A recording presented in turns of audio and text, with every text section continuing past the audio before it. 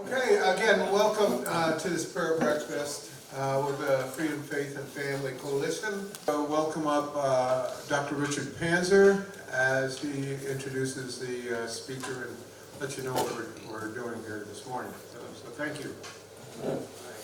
Thank you, Kyle. Okay, we have an amazing speaker today. I've been reading her bio, and so let me just share with you some of the highlights.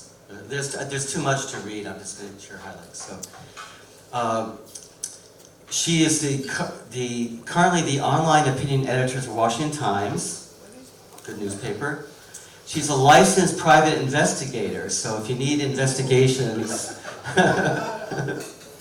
hopefully you don't. She writes a semi-regular Eye on AI column, AI meaning artificial intelligence, and that in itself is a very important area that I don't know if she'll have time to talk about that today, but her latest book is The Devil in D.C., Winning Back the Country from the Beast in Washington. Right.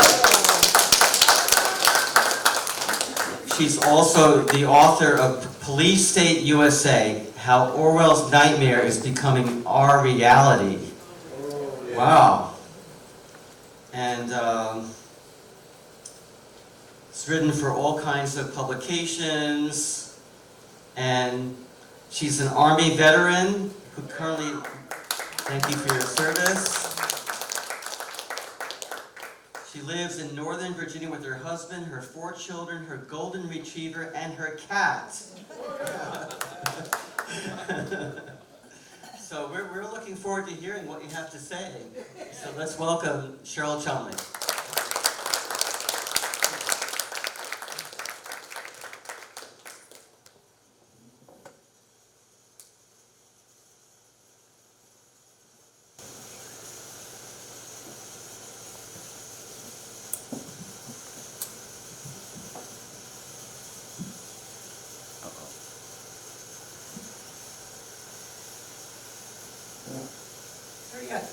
Three out of 4 Christians have never had a spiritual conversation with anyone.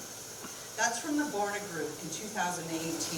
And they're talking about roughly 74% of all Christians in the United States. 2 out of 3 Christians, or 85%, say it's better to share their faith by the way they live rather than through their words, rather than by telling others about God. And more than half of young people, defined by Georgetown University in 2012 as those between the ages of 18 and 24, half of this group doesn't believe the Bible is the inspired word of God.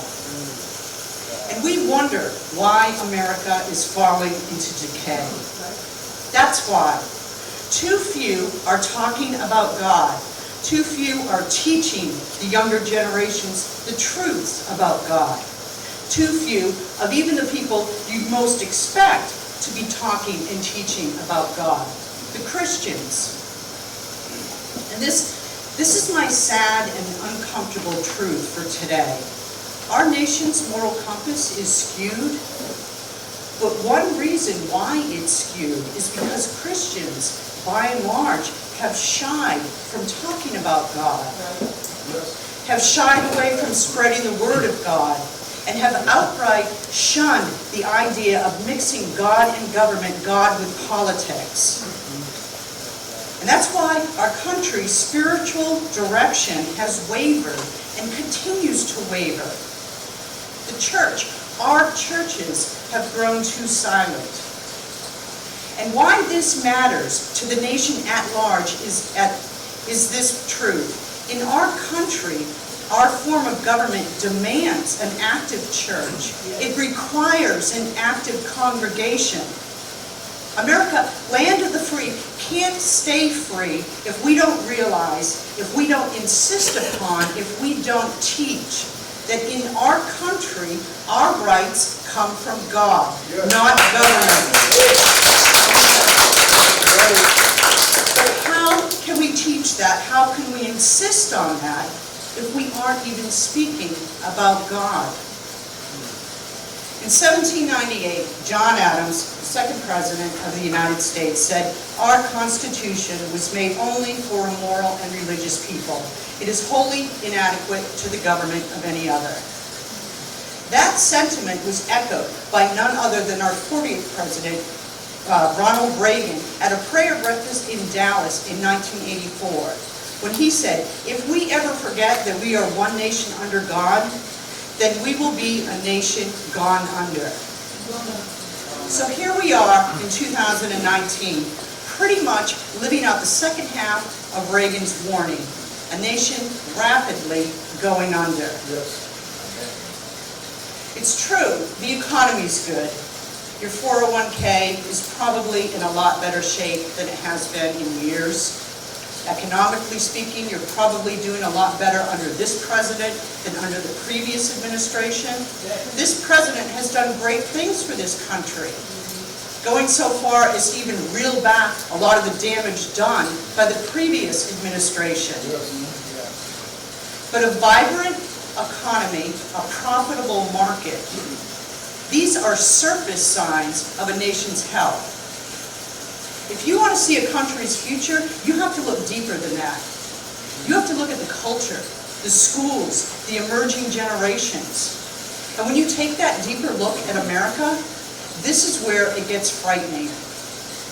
In 2017, there were 862,320 elective abortions performed in the United States, the highest percentage of which, 37%, took place in the District of Columbia. In 2017, there were 19.7 million American adults who battled a substance abuse disorder that year. And for the purposes of this study, adults were defined as those aged 12 and older. Roughly 637,000 of those adults, those aged 12 and older, received treatment for cocaine addiction in 2017. And here's a stat that's shocking. 40% of all hospital beds in America are used to treat patients with issues related to alcohol consumption. Then there are the sexually transmitted diseases. Here's a quote from the Centers for Disease Control and Prevention. Combined cases of syphilis, gonorrhea, and chlamydia reached an all-time high in the United States in 2018.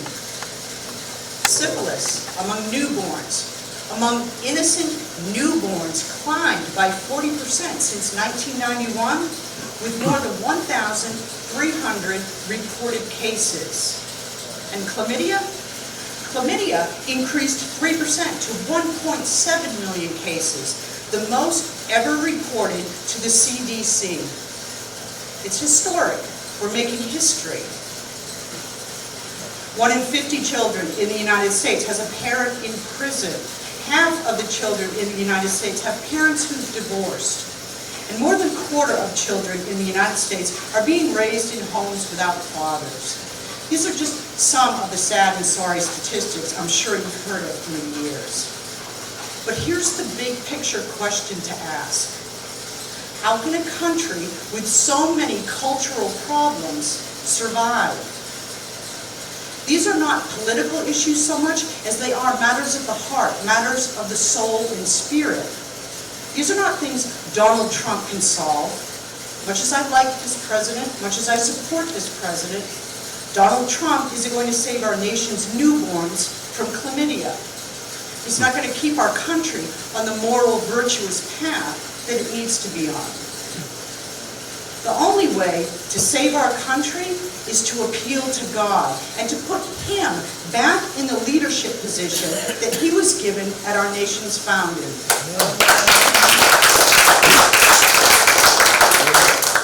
And the way we do that, we have to get bolder. We in the Christian community who know better have to be willing to put ourselves in positions where we might get mocked, where we might be attacked, where we might be made out to be nutcases, but where we know we're right just the same. We have to be willing to stand tall for moral character even when all around us is crumbling. Look at the life of Calvin Coolidge, our nation's 30th president, for an example of what I mean.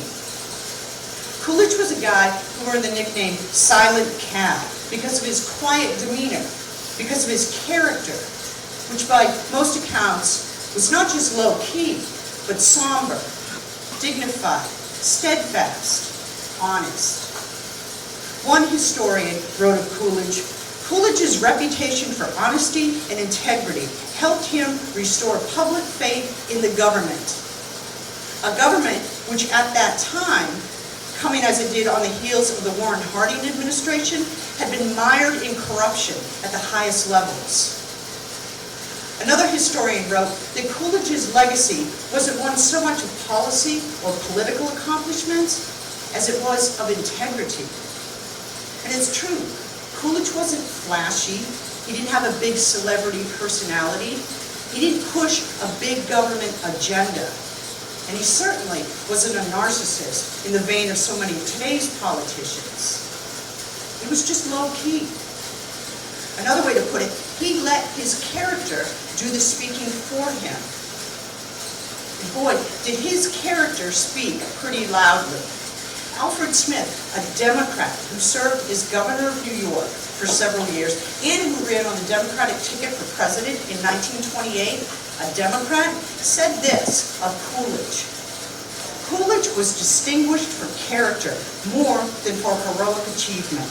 His great task was to restore the dignity and prestige of the government when it had reached the lowest ebb in our history, at a time of extravagance and waste.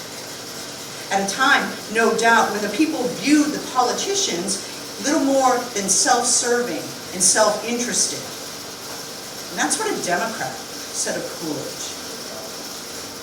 My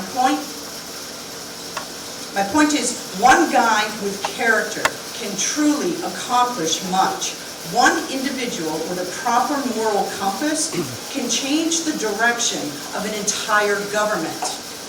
And not just a guy with a huge platform like Coolidge had. Anyone. Look at the stories of some of history's most noted individuals, some of history's most accomplished individuals. And what you'll often find is someone else working tirelessly behind the scene to infuse that person with a solid moral compass. Not with the right politics, not with the most prestigious schooling or education, but with a solid, moral, Bible-based compass. Here's an example. Abigail Adams, the wife of President John Adams. She was often left alone to run the family farm, to raise the 5 kids, to pretty much take care of everything as her husband went out working. And she did it all. She wrote letters in favor of women's voting rights. She wrote letters calling for the end of slavery. She homeschooled all 5 children. And she did such a remarkable job that one of the children, John Quincy Adams, went on to become the 6th President of the United States.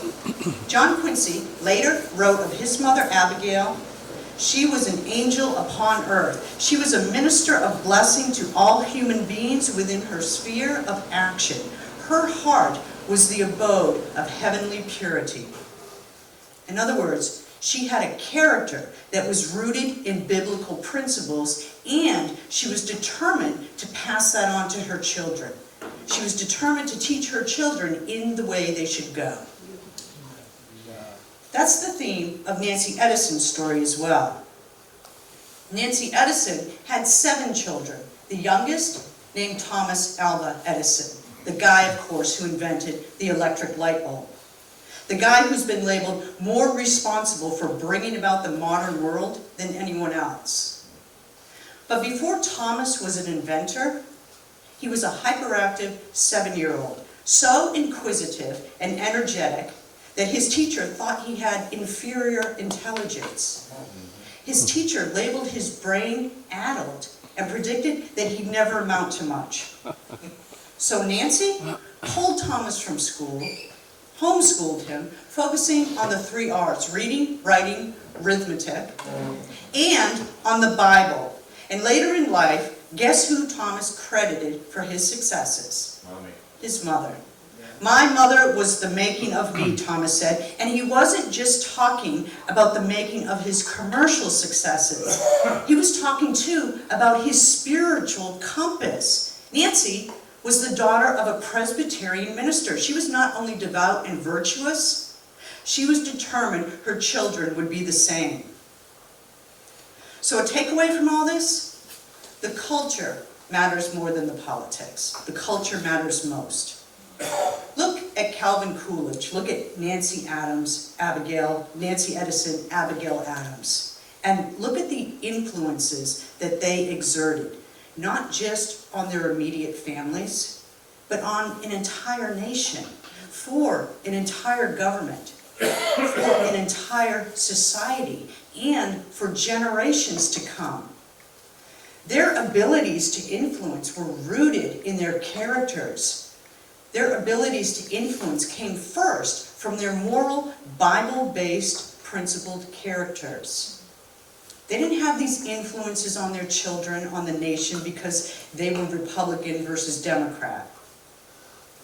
You know, one big problem we have nowadays is that people like Coolidge, people like Nancy Edison, like Abigail Adams, people like them, like they, are regarded as radicals. And I think that's probably a big reason why we're seeing the statistics like I cited just a few minutes ago. The 74% of Christians not having spiritual conversations with anyone. The 85% of Christians who don't want to share their faith using words. Nobody, not even Christians, want to be made fun of, right? But failing to speak openly about God is having an impact, a negative impact on our youth. More than half, remember, don't believe the Bible is the inspired Word of God. And if these youth are not believing in the Word of God, they're not going to be able to uphold the Judeo-Christian principles of this nation.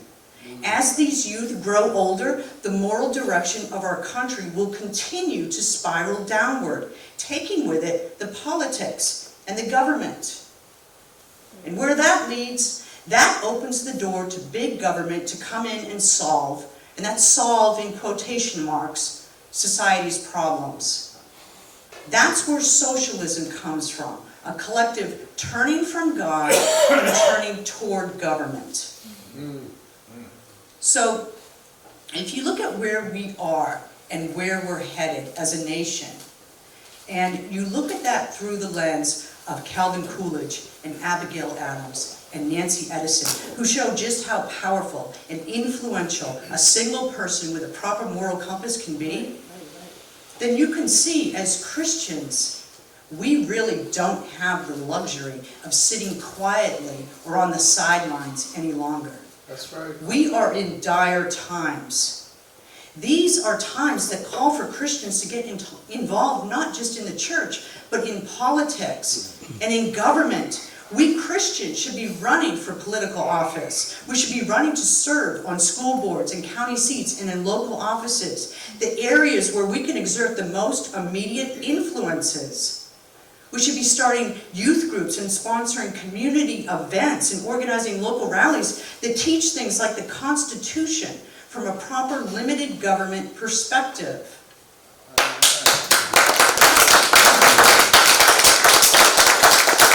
We should be running political campaigns for our district representatives, volunteering our time and talents in schools and for events aimed at children, and never shying wherever and whenever the opportunity presents from talking about God, the Bible, and how both God and the Bible forged the founding of this great nation of ours.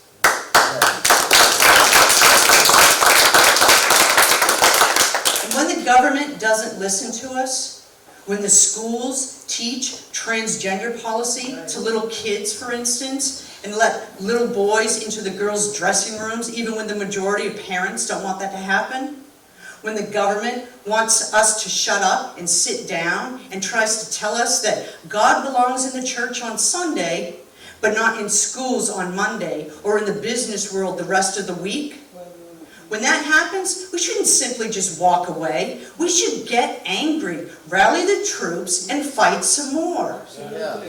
Let's remember, This is our country. This is our nation. This is our government, founded on the core premise that rights come from God, that government is there to serve, not to rule, and that the Judeo-Christian principles that are so often under attack these days are actually the very principles that made us great and that keep us free. We who believe that, we're not the radical ones. We who believe in morals and values and traditional teachings aren't the ones who are destroying this country. And there's no reason why we should be frightened into pulling our views from the public arena. If anyone should be quiet and afraid, it's the secularists and the atheists.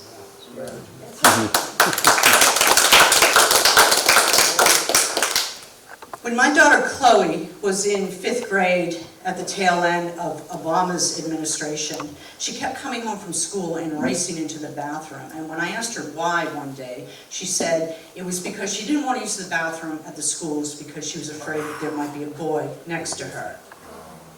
Well, that was my last straw with the public school system. I have 4 kids, and all of them went through the public schools. And over the years, I had many battles with teachers and administrators over a variety of issues. But that bathroom issue was my last straw. My husband and I pulled Chloe from public school and put her in a private school affiliated with our church. So I ask you, what's your last straw? What's it going to take before you've decided you've had enough and it's time to take even bolder steps than you do now to send a stronger message to these leftists and secularists that you're not going to take it anymore, that you're not just going to go silently and quietly off into the corner?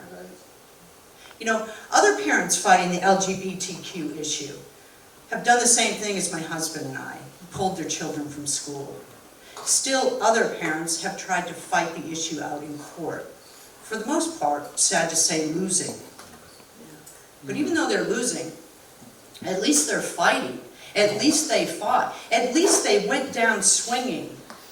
And if in the course of doing battle, that's all you have, the fact that you went down swinging, so what? That's a lot. You can't tell how your story might inspire. You can't tell who might come along and pick up the cross that you had to drop and carry it a little bit farther down the line, a little bit farther to the finish line, a little bit closer to a win. The number one thing I'm telling you a Christian can do to fight for the soul of this nation is this: keep fighting. Don't quit. Don't cede the battle, even when it feels like the fight's for nothing. Because fighting the good fight is never worthless. It may be hard, but it's never worthless. Here's a passage I came across at a time when I was doing a lot of writing on socialism, and I was getting very upset at the idea of socialism seeping into America as it has. It's from Proverbs 16, and it goes like this: "The Lord has made everything for its purpose, even the wicked for the day of trouble." And for Christians especially, that should be a comfort. It's a comfort because in the end it says, God's in control. We're all just players on his chessboard. Even when it's evil, God's in control. And on top of that, dealing with evil, having a struggle for what's right, that's not just confined to a select few. Evil's everywhere, all throughout history. Struggles all around, always has been. I'm sure Calvin Coolidge, looking back on the abuses of the Warren Harding administration and the pieces that he had to pick up, I'm sure he had some dark days trying to overcome that evil, those struggles. I'm sure Nancy Edison, with her 7 kids and all, didn't appreciate having to pull her son out of school because of an incompetent teacher and spend time homeschooling him. And I'm sure Abigail Adams had a pretty hard time fighting for what she thought was right. Women's suffrage, an end to slavery, at a time in history where women were supposed to stay quiet and stay at home, away from politics. At a time when the idea of a woman voting or an end to slavery were shocking ideals. And she did that, raising 5 kids. She made that struggle while raising a family. So look at what they accomplished. They didn't give up, they didn't quit. And look at what they left the world and how they influenced an entire nation. Look at how they relied on God and how God worked through them to bring about something great. Look at all that and take heart. Our country may be facing some tough times. We may be suffering because of our societal sins. We may be losing our moral grounding and our Judeo-Christian greatness. But it only takes one bold, determined, resolute individual to spark massive change, to put a stop to the wickedness. And look around. There's a lot more than one in this room here today. So let's make it our purpose, our resolution maybe for 2020, to bring God back into the public arena, to fight loudly against the forces who want to wipe him from society and politics and schools, to make it clear to the atheists and secularists taking over our country that they're the ones who are the radicals. They're the ones who are in the wrong. Because the thing is, if we want a government that recognizes our rights as individuals come from God, not from the bureaucrats, then we have to be willing to fight for God to stay as our recognized leader. We can't give the ground to government. We can't let the left push God to the side and then wonder, why isn't God saving us? Why has our country moved from a republic into socialism? We have to do our parts too. We have to stay in partnership with God. And we have to fight. When we lose, we have to get up and fight some more. Because in the end, our fight is not only righteous, it's not of this earth. I have fought the good fight. I have finished the race. I have kept the faith. That's from 2 Timothy. And when you get tired of fighting, or lose direction, or stumble in your faith, remember those words. I have fought the good fight. I have finished the race. I have kept the faith. Because that's what you're going for. That's the ultimate goal. And I pray, like I hope you pray for me, to see you at the finish line one very fine day. Thank you very much.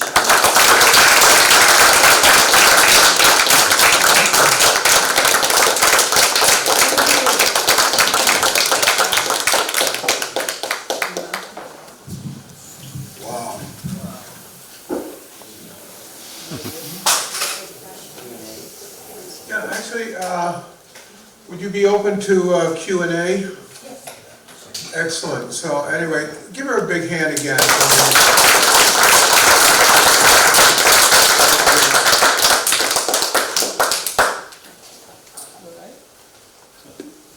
Yes. Yeah, thank you very much. That was beautiful. Feminism seems to have played a huge part in eroding the culture, and I wonder if you could speak to that a little bit. Just how it seems like in today's culture, the push to send children to the government schools to receive their education, and I don't know what the statistics are, but how much time children spend with mom and dad in the home. But my guess would be it's maybe an hour a day, maybe 2 hours a day. And how is that playing from your research and from your study into today's culture? Right. It's actually something I've done a lot of thinking about, that along with abortion, which I see kind of aligned. I think what's happened in this society, and you don't need me to tell you this, but the work women do in the home has been downgraded, and it's been seen as kind of second-class citizen type labor. And I can tell, I've always worked. I have 4 kids. I've always worked, but for my 3rd child, I actually stayed home 2 years, and I got a first-hand look at for what it's like, and I would rather work 120 hours a week in a business that it's easier to do that than it is to stay home and raise a child. So part of the problem is that it's been downgraded, and it's seen nowadays as something that anybody can do, and it's no big deal.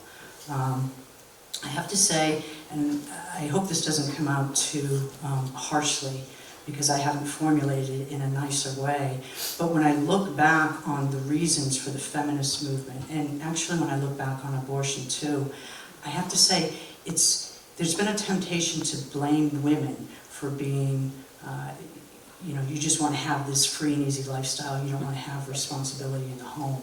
But I see it kind of as a partnership too, that the Bible teaches what the role of women is.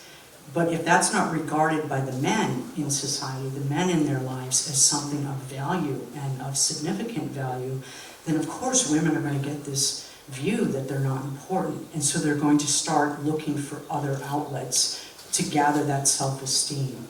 So I see this radical feminist movement, not just women uprising for no reason. I see it happening because, honestly, Satan has been able to downplay the importance of motherhood.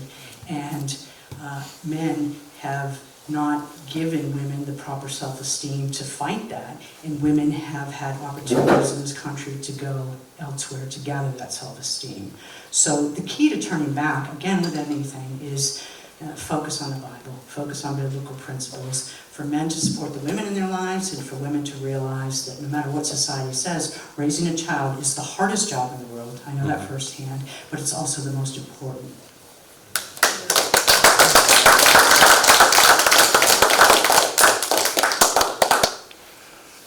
Can you comment on the current political situation in Washington? And I realize that's a big question, but I mean, you're kind of in there. You're right there in the metro area. So I'm just curious. I mean, there's going to be some kind of Inspector General report coming out on Monday. I don't know if you. The FISA. Yeah. Well, to answer your general question first, it's rot. Nobody in DC cares what you guys think, except at election time. And I think you know that. But it's a flip of what our country is supposed to be. I mean, I mean it when I say politicians work for us. They're supposed to be our humble servants. They are our public servants, and they're supposed to work for us. And in DC, they don't. So it's not your imagination if you're wondering why. When you call your congressman on Capitol Hill and you get some little snarky 21-year-old who thinks they're more important than you, and, oh, well, I don't know if he has time to speak with you, or worse, a voice message system. So they do that because they don't care. They don't care about you. They only care to get your tax dollars and your support at election time. And as far as what's coming out with this whole, one of the I don't care if you like Trump or hate him, but you have to acknowledge the fact that here's a guy that out of the entire field of the Republicans running for the president back in 2015, 2016, he's the only one who wouldn't be cutting deals with the leftists right now. I mean, no matter how good some of those other Republicans, right? There were a lot of good Republicans there, but none of them had that, for lack of a better term, bite me type personality, right? A lot of them wanted to, they would all cave, they would sit down with Nancy and, Nancy Pelosi and Chuck Schumer and try and hash things out. Well, Trump doesn't do that. He takes to Twitter and he calls them out. And, the elitists, the globalists don't like that, but this is what we need right now because it's all led to what's coming out on Monday. The FISA report. I have written for years now about these secret courts. I don't even understand how they are allowed to exist in America with a constitution that specifically states, you have to be open to serve warrants. If you're a citizen, you have your rights. And these FISA courts just completely usurp that. So it's going to be interesting what comes out next week. I think out of this whole impeachment messaging, what is going to be the most important for the American citizens to learn from this is how the government is using secret courts to spy on innocent citizens. That's something that we all need to take from and be aware of.